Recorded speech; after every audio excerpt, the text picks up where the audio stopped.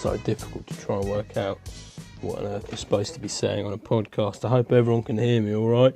Welcome to the Yeti Podcast. It's just, I guess it's like a verbal blog, innit? I don't really realise how difficult it is to try and talk for an extended period of time without interruption. It always seems like I'm trying to ask questions to allow someone else to talk, so I don't have to worry about it.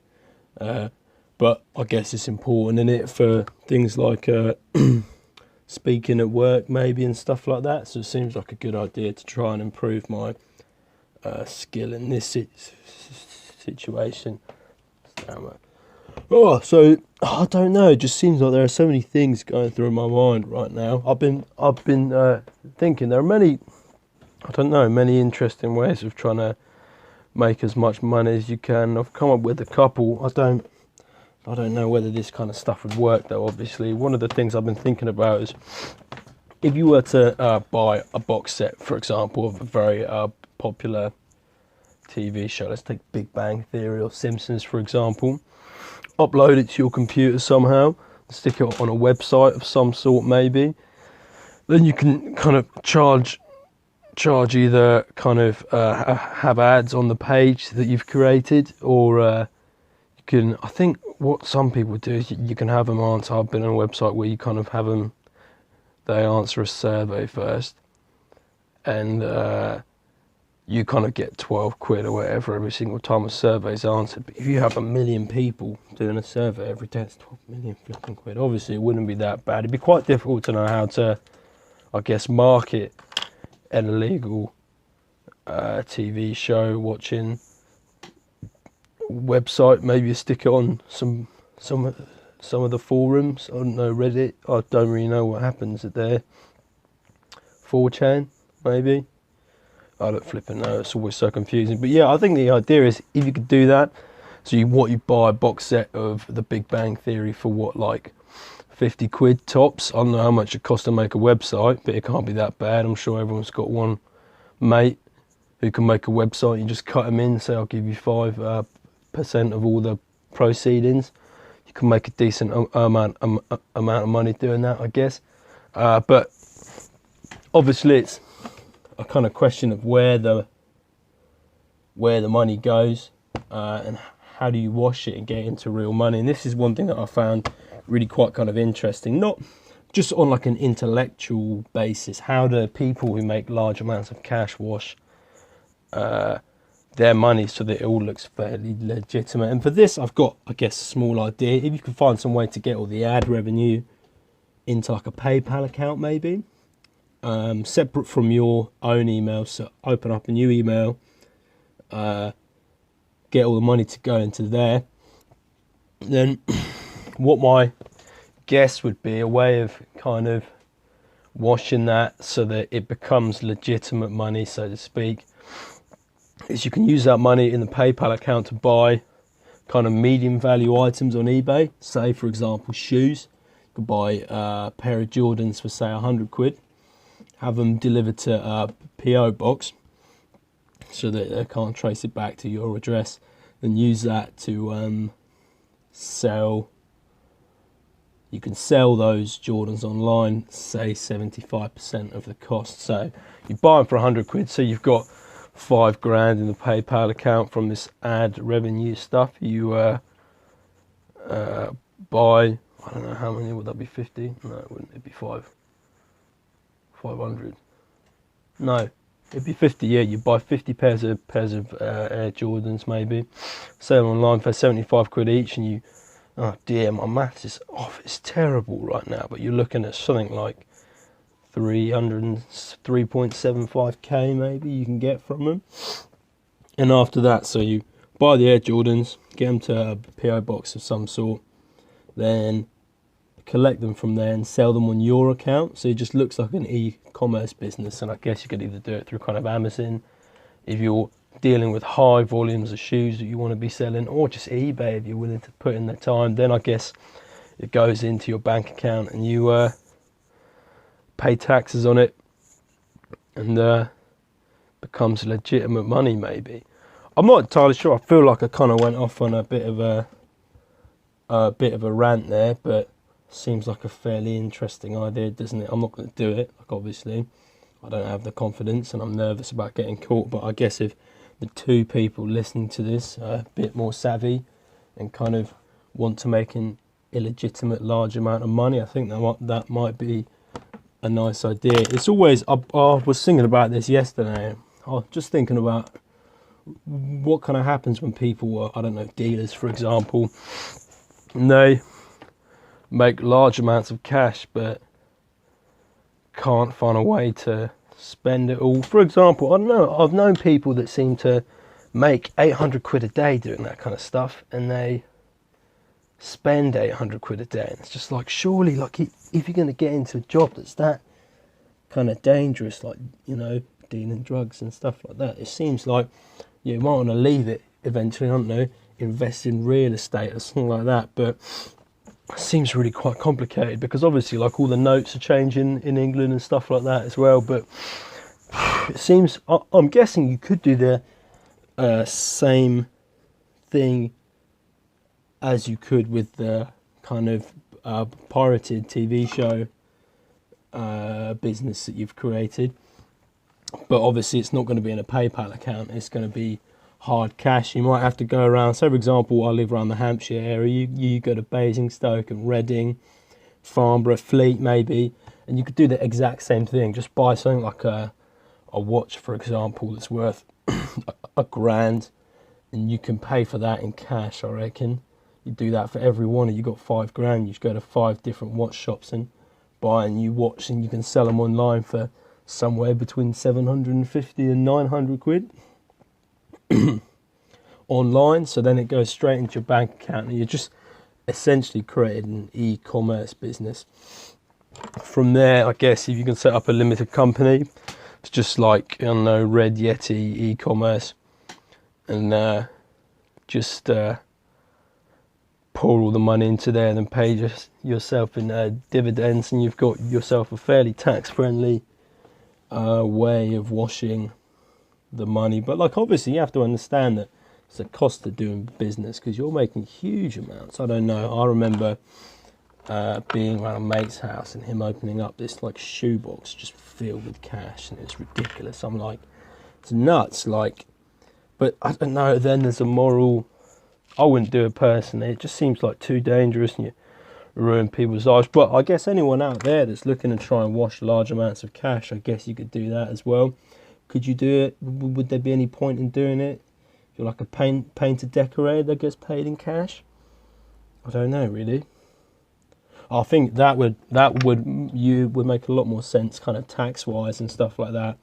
If you are a painter decorator or a plumber, maybe there's no point in trying to wash your money. Just stick it into like a limited company account. I'm sure you got like an accountant somewhere around there that could kind of help you out with stuff like that. This is kind of the stuff I'm doing right now. I'm currently working towards becoming an accountant, and this kind of stuff seems really quite cool, but it's just seems like a lot of people kind of get stuck in certain areas, because obviously you've got to set up a business, don't you, as an accountant, I guess.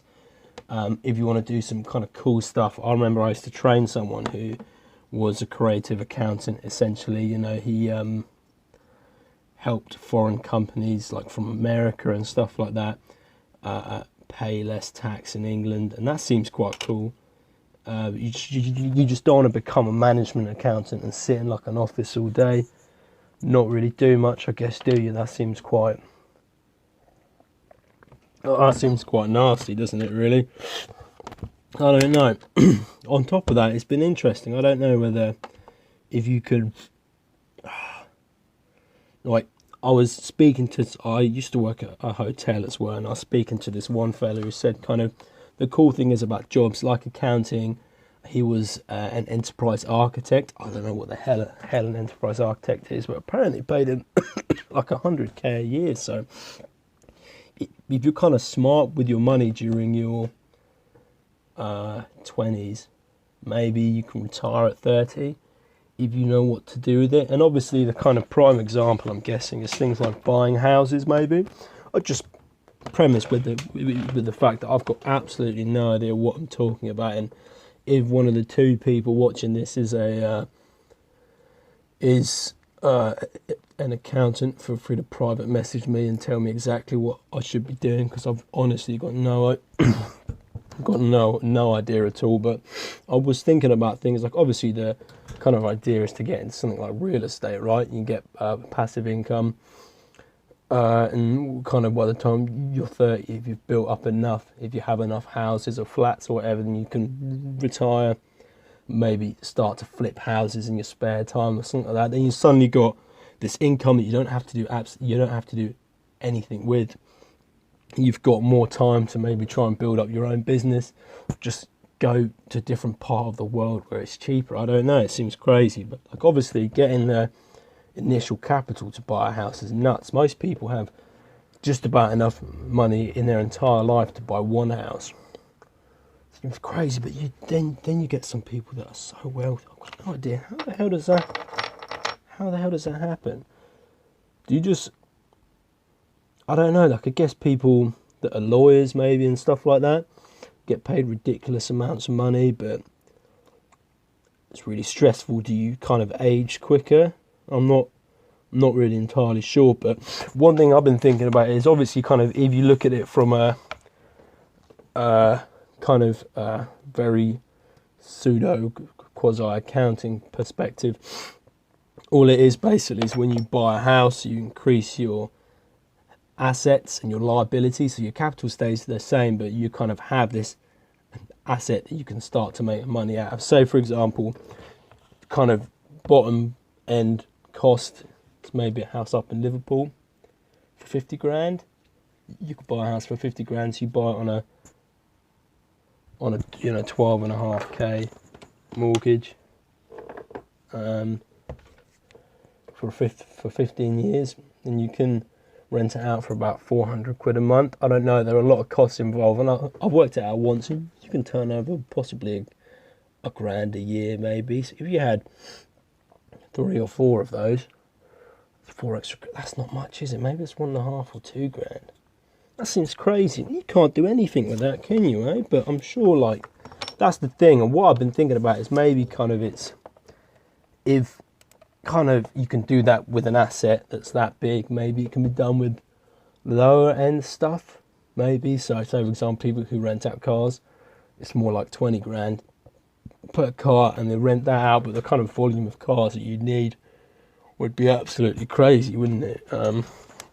I've been thinking actually in the past couple of weeks, maybe, because we've got friends who rent out bouncy castles and stuff like that. I don't know how much a bouncy castle costs. I'll have a look right now to buy. Oh snap! That's like, it's only like 400 quid. That can't be true. That's ridiculous. Wow, I don't know how big this thing is though. It seems quite big in the picture. I'm not going to drop any links or anything. I'm not a flipping successful podcaster, am I? So you're going to have to find it for yourself.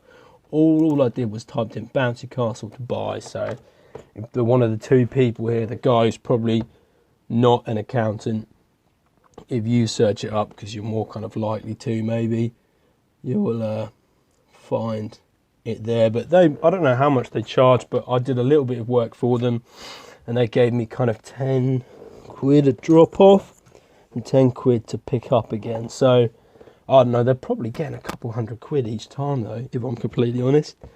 So you could do something like that, and it's the exact same thing. So you have an asset and you rent it out, much like with a house, but it's a lower starting cost. So you can buy it with cash if needs be, and can make a return on. I'm guessing if you were to make 50 quid maybe per one, it's only 439.95. So I only have to rent it out 9 times. You can do that during the summer, couldn't you? I guess so. But then there's the kind of legwork of having to drop the bouncy castle up and setting it up and things like that. What I was thinking about is, what if you were to do it with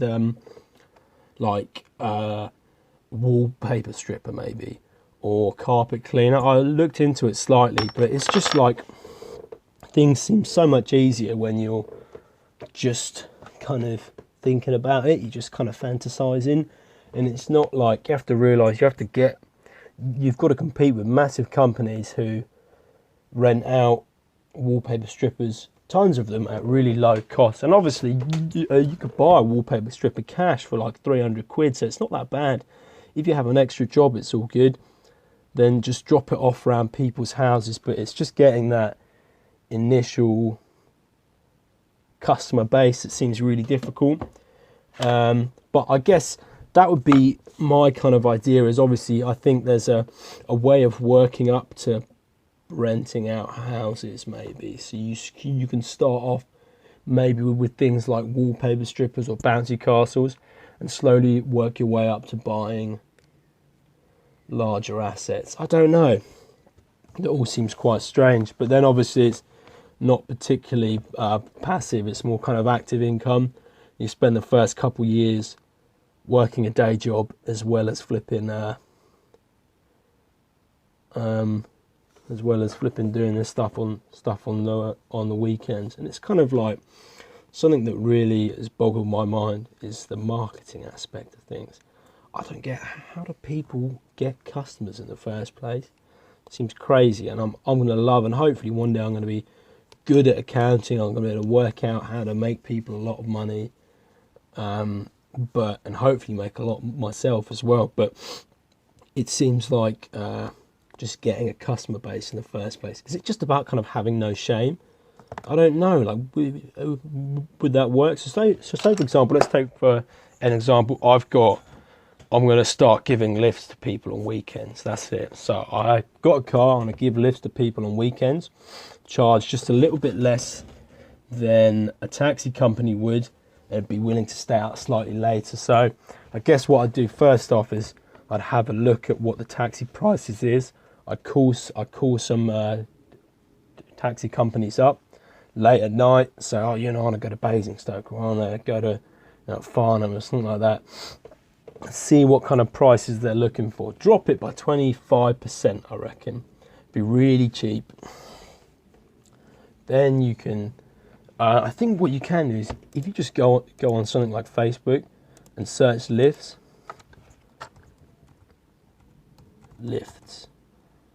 and you come up with people's posts. Yep, perfect. People in on lift 13th of October. Oof, I don't know about that, but like that seems like a really easy way of doing things. Charge 20 quid per person. You can kind of make a decent amount of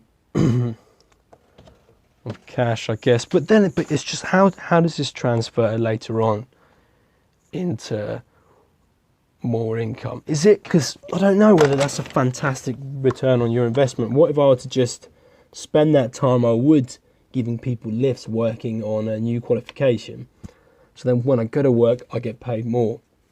That seems to make a lot of sense. I feel like people leave that out slightly. They're like, I'm going to invest in stocks, and I'm trying, by the way. I'm investing in some currency pairs and things like that, but it seems like if you were to, I don't know how you do the research though, but if you were to spend less time investing in that and just kind of invest in your education. So say for example you spend a grand on a sales, I forgot what it's called, on a Salesforce certification that kind of allows you to get paid a grand more a year. After 5 years you 5x your investment, I guess, haven't you, or 4x your investment, depending on how you look at it, really. So I feel like that's kind of a more interesting way of doing things to a certain extent. Maybe it's